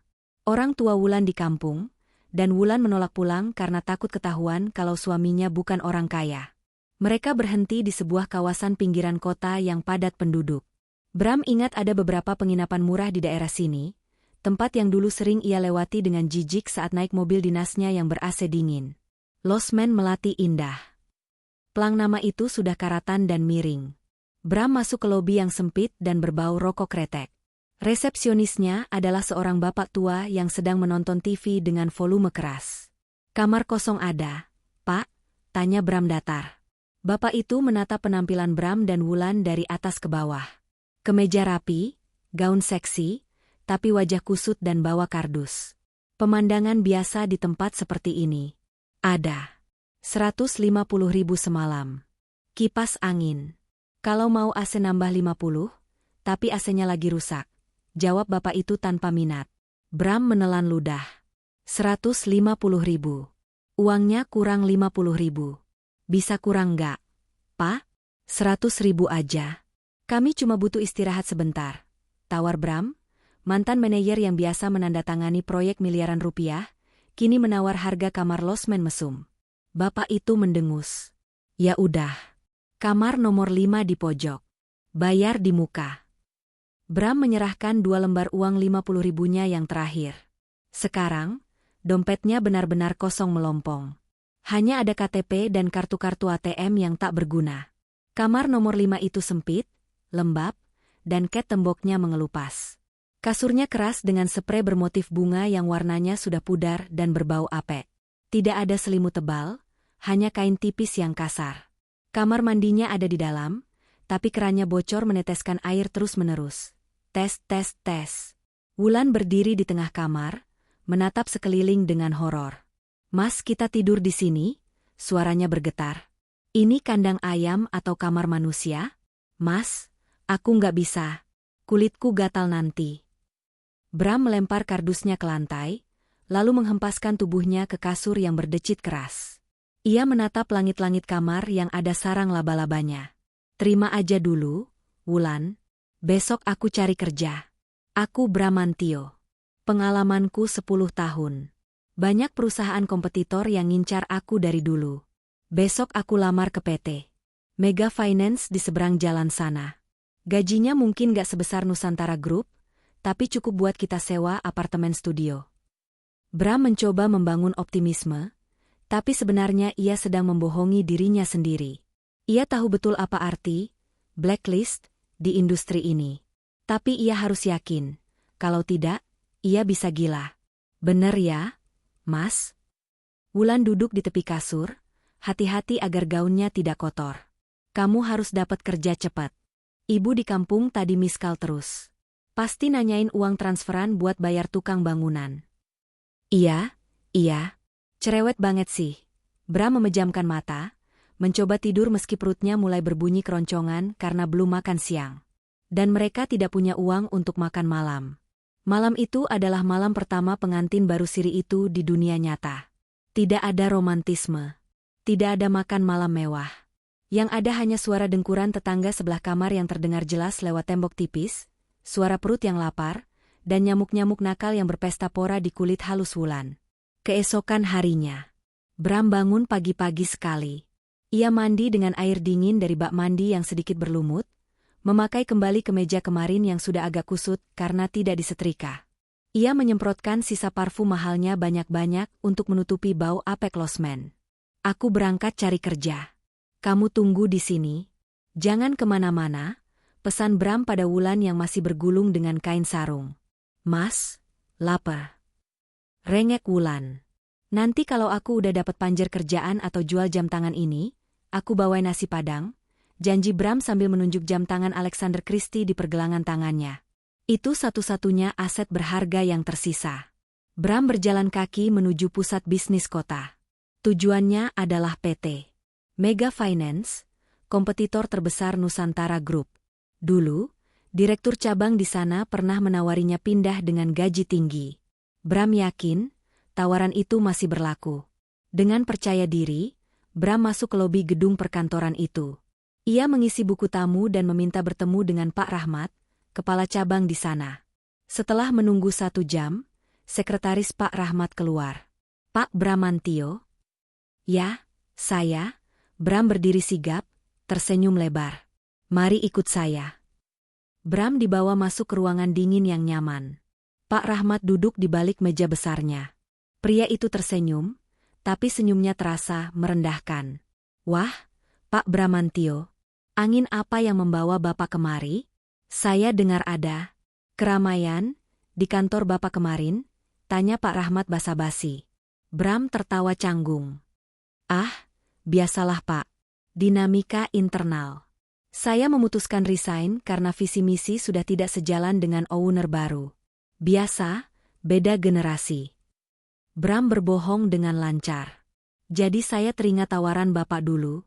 Saya siap bergabung dengan tim Bapak. Pak Rahmat tertawa kecil, lalu mengambil selembar kertas dari laci mejanya. Ia menyodorkannya pada Bram. Pak Bram, Bapak ini orang pintar. Tapi sepertinya Bapak lupa seberapa kuat pengaruh Nusantara Group. Bram membaca kertas itu. Itu adalah email blast, siaran, dari Asosiasi Perusahaan Pembiayaan Indonesia. Isinya adalah daftar nama karyawan yang di blacklist karena kasus fraud, penipuan, penggelapan. Nama Bramantio ada di urutan paling atas dengan tinta merah tebal. Keterangannya, penggelapan dana operasional, pelanggaran kode etik berat, sedang dalam proses hukum pidana. Darah Bram membeku. Pak Rahmat ini salah paham. Saya bisa jelaskan? Gak perlu dijelaskan, Pak, potong Pak Rahmat dingin. Di industri keuangan, kepercayaan adalah nomor 1. Kalau saya pekerjakan Bapak, perusahaan saya bisa dimusuhi sama Bu Alea Prameswari. Dan kami masih butuh kerjasama sindikasi dengan Nusantara Group. Pak Rahmat berdiri, memberi isyarat mengusir. Maaf, Pak Bram. Tidak ada tempat untuk Bapak di sini. Dan saya rasa di perusahaan manapun di kota ini, pintu sudah tertutup rapat buat Bapak. Saran saya, coba cari kerja di luar pulau, atau ya, jadi driver ojek mungkin? Itu pun kalau lolos SKCK. Bram keluar dari ruangan itu dengan lutut gemetar. Ditolak. Dihina. Dan yang paling parah, kenyataan bahwa tangan Alea begitu panjang hingga bisa menutup semua pintu rezekinya. Bram mencoba kedua perusahaan lain hari itu. Hasilnya sama. Satpam bahkan sudah memegang fotonya dan melarangnya masuk lobi. Siang hari, perut Bram melilit perih. Ia belum makan sejak kemarin siang. Ia menatap jam tangannya. Ini harus dijual. Ia masuk ke toko jam di pinggir jalan. Mau jual jam ini, Koh? Kata Bram pada pemilik toko. Beli 3 juta, jual 1,5 juta aja deh. Masih mulus, lengkap sama kotaknya. Si pemilik toko melihat jam itu dengan kaca pembesar.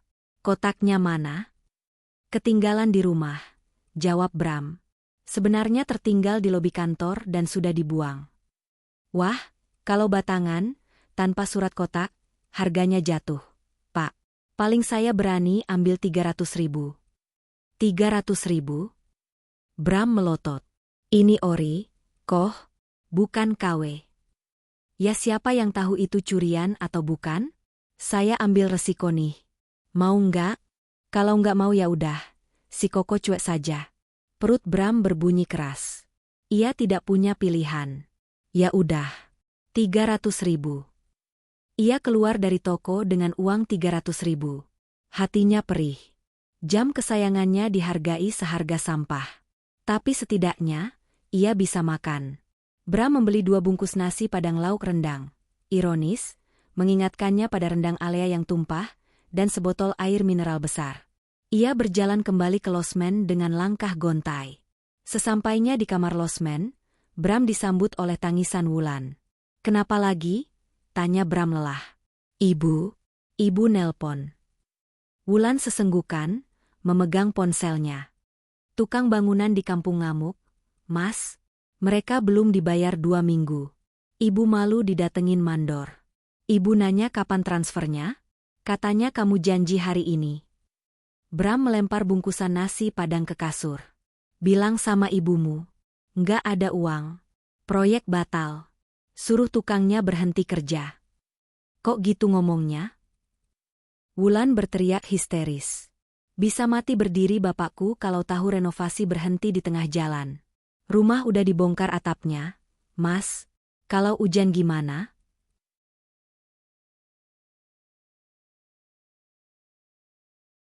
"Ya mana aku tahu. Pikirin sendiri." Bram menjambak rambutnya frustrasi. "Kamu pikir aku punya uang? Aku baru aja jual jam tangan cuma dapat 300.000 buat kita makan. Kamu tahu nggak aku ditolak di semua perusahaan? Alea ngeblokir namaku di mana-mana." Wulan terdiam. Wajahnya pucat. "Diblokir? Terus kita makan apa besok? Mas, aku butuh skincare. Aku butuh pulsa." "Makan tuh skincare," bentak Bram. "Mulai sekarang, kamu cari kerja juga. Jangan cuma bisa nadah tangan. Kamu punya ijazah SMA kan? Jadi pelayan toko kek, cuci piring kek." "Aku? Kerja kasar?" Wulan menatap Bram tak percaya. "Aku ini istri kamu. Katanya mau jadiin aku ratu. Ratu dari Hong Kong. Sadar diri, Wulan. Kita ini gembel sekarang." "Gembel?" Pertengkaran hebat pecah di kamar sempit itu. Saling memaki, saling menyalahkan. Wulan melempar bantal ke arah Bram. Bram menendang tembok sampai catnya rontok. Suara mereka mengundang gedoran keras dari tetangga kamar sebelah. "Weoi, berisik. Kalau mau berantem di lapangan bola sana." Mereka berdua terdiam, napas memburu. Bram duduk di lantai, menyandarkan punggungnya ke tembok yang dingin. Wulan menangis meringkuk di pojok kasur. Di saat hening itu, ponsel Bram berbunyi. Ting. Sebuah pesan WhatsApp masuk dari nomor tak dikenal. Ada logo pengacara di foto profilnya. Bram membukanya dengan tangan gemetar. Itu adalah surat somasi digital. "Kepada Saudara Bramantio. Kami dari tim kuasa hukum PT Nusantara Group mengingatkan tenggat waktu pengembalian dana senilai 1.500.000.000 rupiah, 1.500.000.000 rupiah, tersisa 24 jam lagi. Jika sampai besok pukul 12 siang tidak ada itikat baik, kami akan melanjutkan pelaporan ke Polda setempat atas dugaan tindak pidana penggelapan pasal 374 KUHP. Dan kami juga telah mengajukan sita jaminan atas aset tanah orang tua saudara di kampung." Bram menjatuhkan ponselnya. Wajahnya seputih kertas. Aset tanah orang tuanya. Rumah masa kecilnya di desa tempat ayah dan ibunya tinggal. Alea mengincarnya juga. Bram merasa dunia benar-benar runtuh menimpanya. Ia jatuh dari langit ketujuh, langsung menghantam kerak bumi, dan Alea masih belum puas. Alea ingin menguburnya hidup-hidup. "Mas, kenapa?" tanya Wulan takut-takut melihat ekspresi Bram yang seperti orang gila. "Habis," bisik Bram serak. "Kita benar-benar habis, Wulan.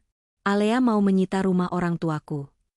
Bram menatap Wulan, tatapan yang penuh penyesalan.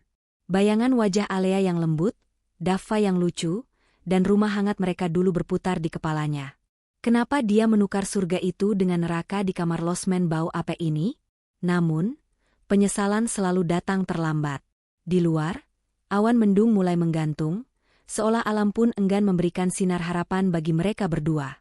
Pagi hari di losmen Melati Indah tidak disambut dengan kicauan burung atau aroma kopi hangat, melainkan dengan gedoran pintu yang brutal. "Dok, dok, dok, weh, kamar 5, bangun." Bram tersentak bangun dari tidur ayam-ayamnya. Punggungnya sakit luar biasa karena tidur di kasur kapuk yang tipis dan keras. Di sebelahnya, Wulan menggeliat malas, mengerang protes karena tidurnya terganggu. "Siapa sih? Mas? Berisik banget," keluh Wulan sambil menutup telinganya dengan bantal bau apek. Bram berjalan gontai menuju pintu, membukanya sedikit. Wajah sangar pemilik losmen, Pak Roso, langsung menyambutnya. Pria bertubuh tambun dengan tato di lengan itu tidak terlihat ramah. "Udah jam 12 siang. Waktunya check out atau bayar perpanjangan," kata Pak Roso tanpa basa-basi. Asap rokoknya mengepul ke wajah Bram. Bram terbatuk kecil. Ia melirik jam tangan di pergelangan tangannya. Ia lupa, jam tangannya sudah dijual kemarin. Ia melihat ke arah ponselnya yang tergeletak di lantai. Pukul 11.55. "Pak, bisa minta tolong tenggang waktu sampai sore?" Bram memohon dengan suara serak. Saya sedang menunggu transferan teman." Bohong. Tidak ada teman yang mau mengangkat telepon Bram sejak kemarin. Semua kontaknya memblokir nomornya begitu tahu ia terlibat kasus penggelapan uang perusahaan. Berita di grup WhatsApp alumni kampus dan kantor menyebar lebih cepat dari api. "Halah, alasan." Pak Roso meludah ke lantai. "Kemarin juga bilangnya gitu. Lu tuh kelihatan orang susah. Baju doang necis, kantong kosong. Bayar sekarang 150.000, atau keluar detik ini juga." "Mas." Wulan bangkit duduk, wajahnya pucat. "Kita nggak punya uang lagi, kan? Uang sisa jual jam kemarin kan udah kepake buat beli pulsa sama makan malam." Bram meraba saku celananya. Kosong. Hanya ada uang receh 5 ribuan 2 lembar. 10.000 rupiah. Itu tidak cukup bahkan untuk membeli rokok. Apalagi sewa kamar. "Pak, tolonglah. Istri saya lagi nggak enak badan." Bram mencoba menyentuh sisi kemanusiaan Pak Roso. Namun, di bisnis losmen murah seperti ini, kemanusiaan adalah barang mewah. "Bodoh amat. Lu pikir ini panti sosial?" Pak Roso mendorong pintu hingga terbuka lebar. "Keluar. Ada tamu lain mau masuk yang punya duit. Kalau lu nggak keluar dalam 5 menit, gue panggil anak buah gue buat seret kalian." Pak Roso berbalik pergi sambil mengomel panjang lebar tentang orang kaya baru bangkrut. Bram menutup pintu kembali, menyandarkan punggungnya di sana dengan napas berat. Ia menatap Wulan. "Ayo kemas barang," kata Bram lirih. "Kemas kemana, Mas? Kita mau tinggal di mana?" Wulan mulai menangis lagi. Air matanya sudah menjadi lagu wajib setiap jam. "Aku nggak mau jadi gelandangan." "Diem, Wulan. Cepetan atau kita diseret," bentak Bram. Stres membuatnya kehilangan kemampuan untuk bersikap lembut.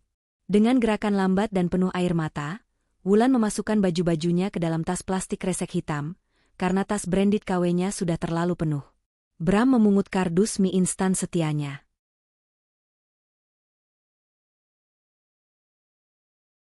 5 menit kemudian, mereka keluar dari kamar nomor 5. Di lobi, Pak Roso menatap mereka sinis sambil memegang sapu lidi, seolah mereka adalah kotoran yang harus dibersihkan. "Jangan balik lagi kalau nggak bawa duit," teriak Pak Roso saat Bram dan Wulan melangkah keluar dari gerbang losmen. Matahari siang itu lebih terik dari kemarin. Panasnya menyengat kulit. Bram dan Wulan berdiri di pinggir jalan raya yang berdebu. Kendaraan berlalu lalang, menghembuskan asap knalpot hitam ke wajah mereka. Mereka berjalan tanpa tujuan. Kaki Wulan lecet parah karena masih memakai sepatu hak tinggi, satu-satunya sepatu yang ia bawa saat diusir dari rumah dinas. "Mas, aku lapar," rengek Wulan setelah mereka berjalan 1 kilometer. "Tadi pagi kita belum sarapan." Bram berhenti di depan sebuah warung makan Tegal, warteg. Aroma masakan menguar, membuat perut mereka berdua berbunyi nyaring bersahutan. "Uang kita tinggal 10.000, kata Bram sambil menatap uang kusut di tangannya. "Cukup buat nasi rames 1 bungkus. Kita bagi 2, usul Wulan, egonya runtuh demi perut yang lapar. Mereka masuk ke warung sempit itu. Memesan 1 porsi nasi sayur dengan lauk tempe goreng dan kuah gulai, tanpa daging, tanpa telur. Minumnya air putih gratis yang disediakan di teko plastik. Bram dan Wulan duduk berhadapan, menyuapkan nasi itu bergantian. Dulu, mereka sering makan siang di restoran Jepang atau steakhouse dengan tagihan jutaan rupiah yang dibayar kantor. Sekarang, sepotong tempe goreng terasa begitu berharga. Saat sedang mengunyah, mata Bram tertuju pada televisi tabung kecil di pojok warung yang menyiarkan berita siang. Breaking news, wanita inspiratif tahun ini. Jantung Bram berhenti berdetak sesaat. Di layar TV yang agak buram itu, wajah Alea terpampang jelas. Cantik, elegan, bersinar.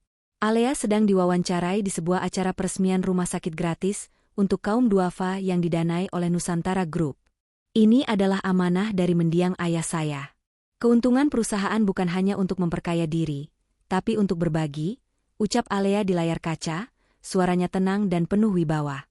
Wartawan bertanya, Bu Alea, bagaimana dukungan keluarga dalam karir ibu?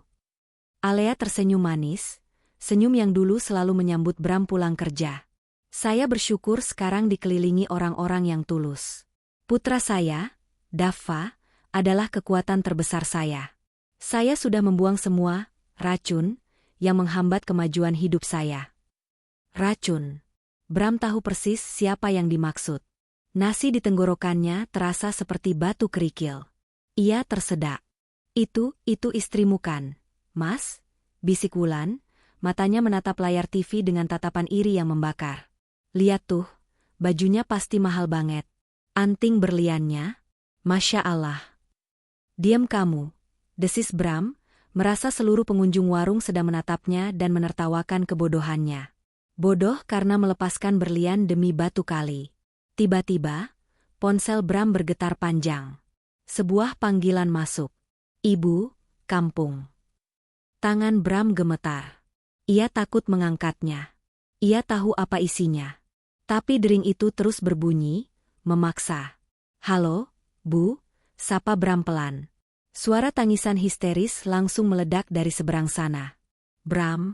Bramantio, apa yang kamu lakukan, Le?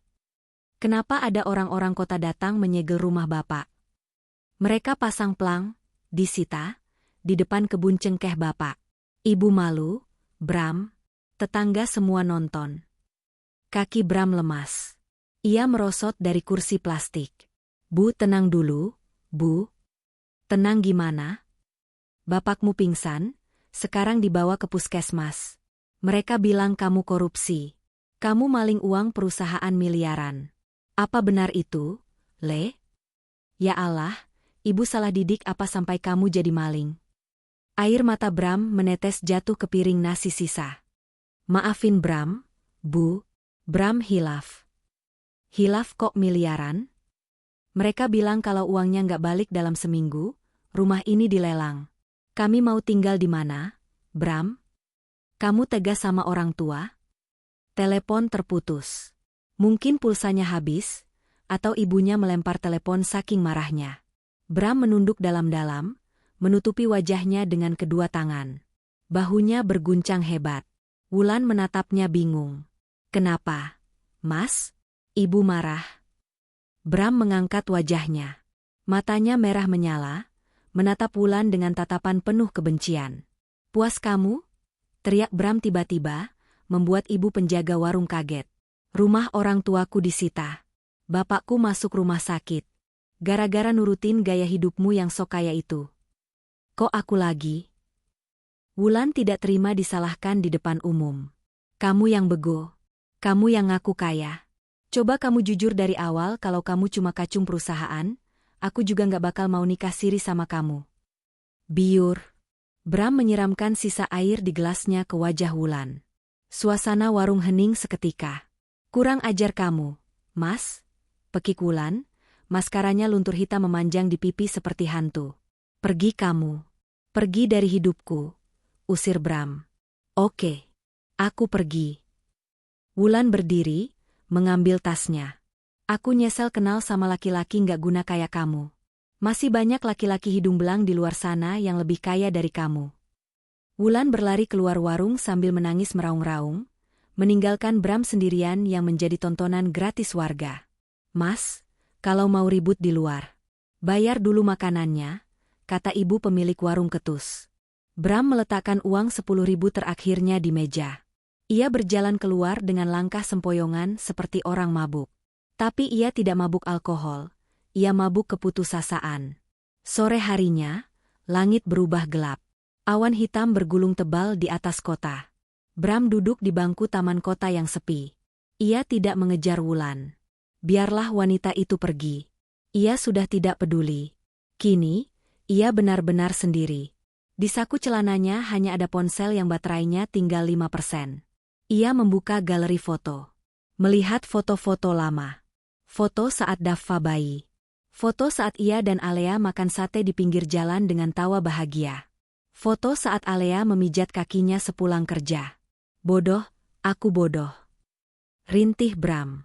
Ia memukul-mukul kepalanya sendiri. Hujan mulai turun. Rintik-rintik, lalu berubah deras. Orang-orang berlarian mencari tempat berteduh. Bram tetap duduk di bangku taman, membiarkan tubuhnya basah kuyup. Ia berharap hujan ini bisa melunturkan dosa-dosanya, atau sekalian membunuhnya dengan hipotermia. Sebuah mobil mewah berwarna hitam melintas pelan di jalan raya depan taman. Kaca jendela belakangnya sedikit terbuka. Di dalam mobil itu, Alea duduk memangku Daffa yang sedang bernyanyi riang. Alea melihat keluar jendela, menatap sosok pria yang duduk menyedihkan di tengah hujan di bangku taman itu. Hati Alea berdesir. Ada rasa iba secuil, rasa kemanusiaan wajar melihat orang menderita. Tapi kemudian, bayangan pengkhianatan Bram, bayangan Wulan yang menghinanya, dan bayangan Daffa yang didorong hingga jatuh, membuat hati itu kembali membeku. Mama, lihat orang itu hujan-hujanan. Kasian ya, celoteh Daffa menunjuk ke arah taman. Alea mengusap kepala anaknya. Iya, sayang. Itu akibatnya kalau orang tidak bersyukur dan menyakiti orang lain. Tuhan akan mengambil payungnya, biar dia merasakan badai. Jalan, Pak Sopir, perintah Alea. Kaca jendela mobil tertutup rapat. Mobil itu melaju menembus hujan, meninggalkan Bram yang menggigil kedinginan di masa lalunya. Sementara itu, di sebuah gang sempit tak jauh dari sana, Wulan sedang berteduh di depan sebuah ruko tutup. Ia basah kuyup, menggigil, dan lapar. Sebuah mobil sedan tua berhenti di depannya. Kaca jendela turun. Seorang pria parubaya botak dengan wajah mesum tersenyum padanya. Neng, sendirian aja? Mau neduh di dalam mobil Om? Anget lo, goda pria itu. Dulu, Wulan akan meludahi pria seperti ini. Ia adalah istri kepala cabang. Tapi sekarang perutnya sakit karena lapar, dan ia tidak punya tempat tidur malam ini. Wulan menatap mobil itu. Mobilnya jelek, tapi pasti punya AC dan jok kering. Dan mungkin pria ini punya uang untuk membelikannya makan malam. Dengan harga diri yang sudah hancur lebur, Wulan tersenyum paksa. Senyum pelacur yang menjajakan kemalangannya. Boleh, Om. Asal Om baik sama aku, jawab Wulan serak. Dan di taman kota, Bram akhirnya tumbang. Bau obat-obatan yang menyengat menyadarkan Bram dari pingsannya. Saat ia mencoba menggerakkan tangan untuk memijat kepalanya yang pening, ia merasakan logam dingin menahan pergelangan tangannya. Klik, klik. Bram membuka mata. Ia tidak berada di kamar mewah ataupun surga. Ia terbaring di ranjang rumah sakit bangsal kelas 3 yang sumpek. Di sisi ranjangnya, seorang polisi berseragam lengkap duduk menatapnya tajam. Tangannya terborgol ke tiang ranjang. Sudah sadar, Pak Bramantio? Tanya polisi itu datar. Anda ditemukan pingsan di taman kota. Setelah kami cek identitas, ternyata Anda buronan kasus penggelapan dana PT Nusantara Group. Bram menelan ludah, tenggorokannya kering kerontang. Pak, tolong. Simpan tenaga Anda untuk persidangan, potong polisi itu. Berkas sudah lengkap. Rumah orang tua Anda di kampung sudah resmi disita bank pagi ini, untuk menutupi sebagian kerugian. Orang tua Anda sekarang menumpang di rumah kerabat dengan menanggung malu. Air mata Bram menetes tanpa suara. Hancur. Semuanya benar-benar hancur. Vonis 5 tahun penjara sudah membayang di pelupuk mata. Sementara itu, di sudut kota yang kumuh, Wulan sedang mencuci piring kotor di sebuah warung remang-remang. Tangan halusnya kini kasar dan pecah-pecah. Pria bermobil sedan tua yang memungutnya malam itu ternyata bukan penyelamat, melainkan mucikari klasteri yang menjebaknya dalam hutang. Wulan kini tak lebih dari bunga layu yang diinjak-injak di pinggir jalan. Saat sedang mengelap meja, mata Wulan tertuju pada koran bekas yang dijadikan alas gorengan. Di halaman depan, terpampang wajah wanita yang sangat ia kenal. Alea Prameswari, CEO wanita paling berpengaruh tahun ini, membawa Nusantara Grup kancah internasional. Di foto itu, Alea terlihat anggun mengenakan gaun malam, memegang piala penghargaan, dengan senyum bahagia yang memancar tulus. Di sampingnya, Daffa berdiri gagah memegang tangan ibunya. Mereka terlihat begitu sempurna. Tanpa Bram. Wulan meremas koran berminyak itu, lalu menangis sesenggukan di pojok dapur yang bau amis. Ia menyadari kebodohannya. Ia telah menukar hidup yang terhormat dengan ilusi sesaat, dan kini ia harus membayar harganya seumur hidup. 6 bulan kemudian, di dalam sel penjara yang dingin dan lembab, Bram duduk memeluk lutut. Ia baru saja selesai piket membersihkan WC umum penjara. Televisi di ruang rekreasi narapidana menyiarkan berita infotainment. Hari ini, Ibu Alea Prameswari dikabarkan akan segera melangsungkan pernikahan dengan seorang pengusaha tambang terkemuka. Bram mendongak, menatap layar kaca itu dengan pandangan kosong. Wanita di layar itu dulu adalah miliknya.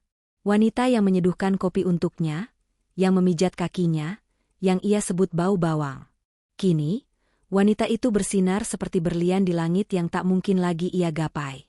Bramantio menunduk, menyembunyikan wajahnya di antara kedua lutut.